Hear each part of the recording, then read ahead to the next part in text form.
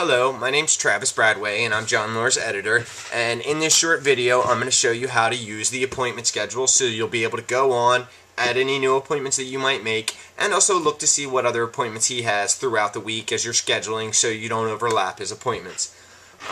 Okay, first to start, you will receive a link from probably John. Much like you can see here in my inbox, it says from John Lore, link to the appointment schedule. We'll open that link, open that email, and you'll see the link here. You click the link, and 1 second for my browser to open. The name of this is vTiger. It's a CRM tool, but it's very simple to use. It's actually very simple to log in. Both the username and the password are Travis, Travis. So let's put that in, and it'll sign us in. Sometimes it is a little bit slow, but it normally gets through things pretty fast. Okay, this shows the home page here for it. You can see that as well. It'll show you pending and upcoming activities. It normally just shows you what is going on throughout the day, just today. But what we want to do is we want to look at the calendar. So from here we will go up right underneath the vTiger CRM5 tool. There's a My Home page. There's a calendar link in that, and then also right below it there's also a calendar link. They're both the same. They both do the same thing. So we'll click on that, the calendar link. I'm just waiting for it to open. And as you can see here, it shows today's date right here, the 16th of August in the middle. With the arrows on the side, I can either go to the 17th or the 15th, whichever one I click on. But this is actually probably one of the most important things here. You can notice that year is next to it, month and week. If I click on week or month, that'll show me, like if I click on week right now, it'll open up and it'll show me the week from the 12th to the 18th, all the appointments that he had. And most of them are appointments in here. Sometimes he will put in things, just reminders for himself, or you know, he might be going to a concert and put, you know, no appointments after a certain time at night, just so it's not a problem. Okay, from here, we'll just start, and I'll use one as an example. You can see that this is the week. We're going to go down here, and you can always look at these. And say, you know, I was setting up today, you had a noon appointment, but I'm not exactly sure where Kirstein Spine Institute is. So if I want more information from that, I can always click on the More here, and it'll open up all the details of the appointment. You can see the event name, the description, the address, which isn't in the right spot. Meeting with Joanna. So you can always click on that More to be able to get more info, and then just click on Back to go back to the calendar for the screen that you were looking at. And you can always do that with your own appointments and stuff too. You can, every one of them has that More that you can see, so you can always get more information. So if I want to say, you know, this week is almost over, if I want to get next week's schedule to print, all I have to do is click that right arrow, and it'll take me from the week of the 19th through the 25th. And very simply, I can just go to File and Print, and it'll print me this out so I can keep it stationary on my desk as I'm making phone calls as a quick reference. You know, if you're calling today or tomorrow, you probably will not be making, today's a Thursday, tomorrow's Friday, you won't be making any appointments for this week, so you'll want next week's schedule. So you can see what's going on here next week. The next thing that we're going to do is I'm going to show you how to add an appointment in for yourself.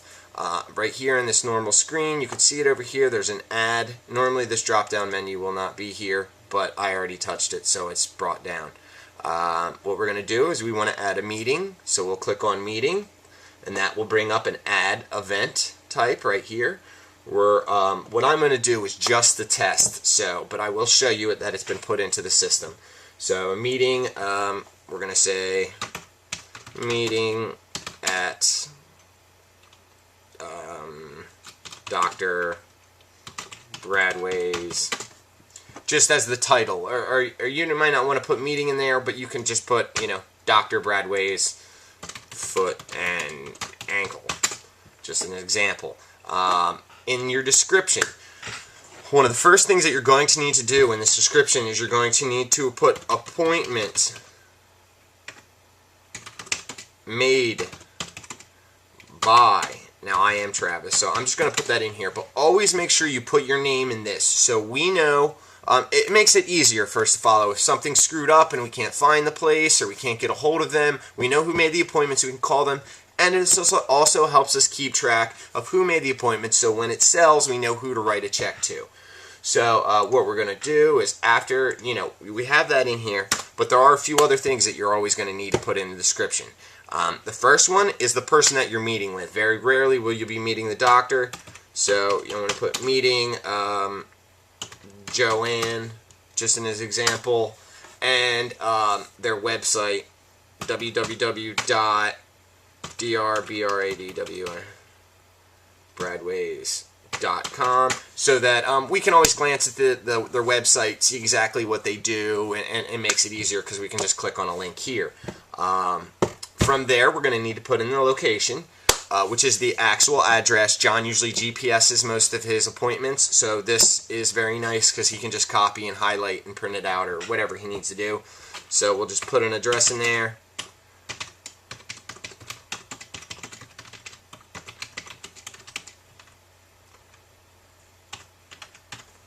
Okay, you do not need to worry about status, assigned to, or priority, or the event ends on. The only thing that we're worried about is when the event starts on. So this is just a mock-up that I made, but I'm going to say, just for an example, that I made a 12 o'clock noon p.m. appointment on the, say, next Tuesday. But you notice here, this has a nice little icon that you can click on the calendar instead of typing in the date, and you can just go to next Tuesday, which would be the 21st.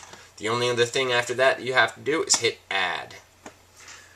So I'll hit add, and I'm just going to make sure that it goes in here so you can see that you do it, and you can see the appointment has been added to the schedule. You can see obviously the 20th is Monday, the 21st is Tuesday, but you can see at 3, the third one here, when it's pink right now, that the meeting starts at the 21st of August 2012 at noon. It is a meeting. You can also put calls in there for Dr. Bradway's foot and ankle. If you need that more information, you can always click this here, and it'll open it up there. So that is all you need to know about this appointment. You can always, once you get into the system and you see how it works, you can always play around with it a little bit. But this is the only thing that this does is for our appointment schedules. Don't, if I go back to the main screen here, you can see there's a tab here, to do, right here where my mouse is. Don't worry about that. Don't put anything underneath of that. That is not, if you put your appointment in there, we won't know about it. So you always may want to make, it'll always be underneath events unless you click on to-dos. So that about sums it up. Hopefully you can see, you can always use week, date, month if you want to look at the whole month, but it might be split into 2 pages because you'll see it over here. If there's more than enough info, there'll be a second page.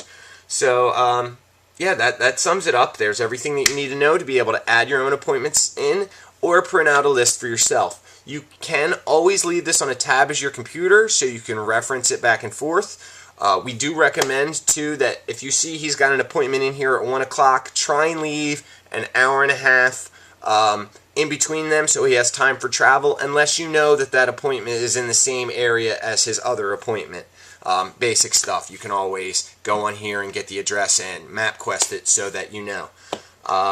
But yeah, that about sums it up. Thank you very much. If you do have any questions with this, you can always give me a call. My number is 856-275-9710. I thank you, and I hope this was helpful and informative, and have a nice day.